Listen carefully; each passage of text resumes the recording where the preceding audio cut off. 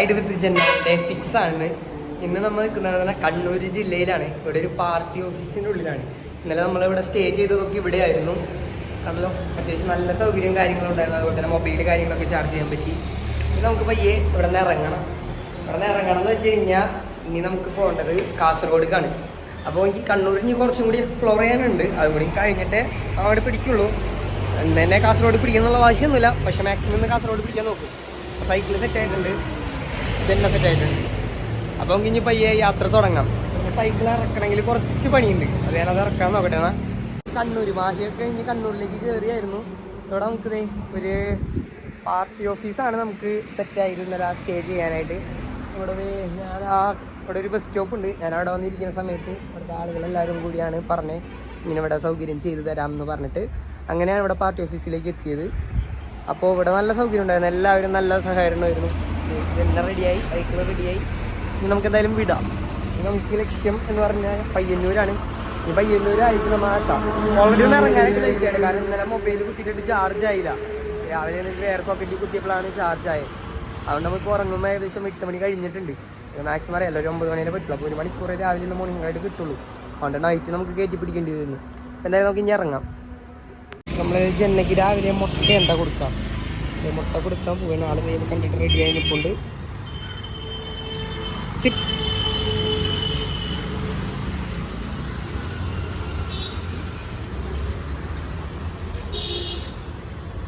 ഞാനും ജെന്നയും resting point തപ്പി നടക്കേണ്ട സമയം. അപ്പോൾ 9 മണി കഴിഞ്ഞിട്ടുണ്ട്. ഇത് നമ്മൾ പെട്ടെന്ന് തന്നെ ഒരു സ്ഥലം കണ്ടിരിക്കുന്നത്. അതെ, നമ്മൾ മുഴുപ്പനങ്ങാടി ബീച്ചിലായിരുന്നു ഇത്ര നേരം റെസ്റ്റ് എടുത്തുകൊണ്ടിരുന്നത്. നമുക്ക് ശരിക്കും ഒന്ന് ബീച്ചിൽ, ഇതൊരു ഡ്രൈവിംഗ് ബീച്ചാണ്, അതുകൊണ്ട് നമുക്ക് അതിൽ കൂടി സൈക്കിൾ ഓട്ടി കൊണ്ടുപോകാൻ പറ്റുമോ നോക്കാം. ഓക്കെ, അപ്പോൾ വാ ജന, കം പോ, വേഗം കയറ്. ഫ്രണ്ടിലല്ല, ബാക്കി കയറിയാൽ ബാക്കി കയറി, ബാക്കി കയറി, ബാക്കി കയറി, ബാക്കി കയറി. യാ, ഗുഡ് ഗേൾ. ബീച്ചിൽ കൂടി കണ്ടോ സൈക്കിൾ ഓടണേ. ഞാൻ വിചാരിച്ചല്ലേ ഇതിൽ കൂടി അടിപൊളിയായിട്ട് ഓടാൻ പറ്റുന്നുണ്ട്. ഞാൻ നേരത്തെ വന്ന് കയറി ആ ബീച്ചിലുള്ളവർ പറഞ്ഞിട്ടുണ്ടായിരുന്നു ഇതിൽ കൂടി പൊക്കോളെ. എനിക്ക് ഇത്രയും ലോഡ് വെച്ച് ചവിട്ടാൻ ധൈര്യമില്ലാത്തതുകൊണ്ടാണ് ഞാൻ ഇറക്കാതിരുന്നത്.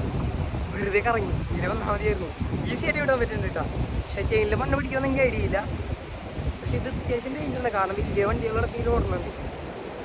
ജന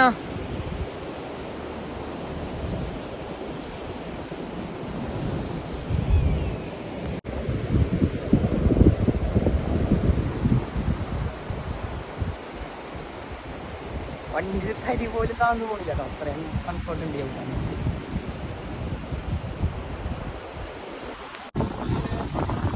ഫുഡ് നമ്മ മേടിച്ചു കൊടുക്കും. ചിക്കനും മുട്ടയാണ് മെയിനായിട്ട് കൊടുക്കുക. ആ, ഇപ്പോൾ ട്രാവലിംഗ് തുടങ്ങിയപ്പോൾ വേറെ സാധനങ്ങളൊന്നും കഴിക്കണില്ല.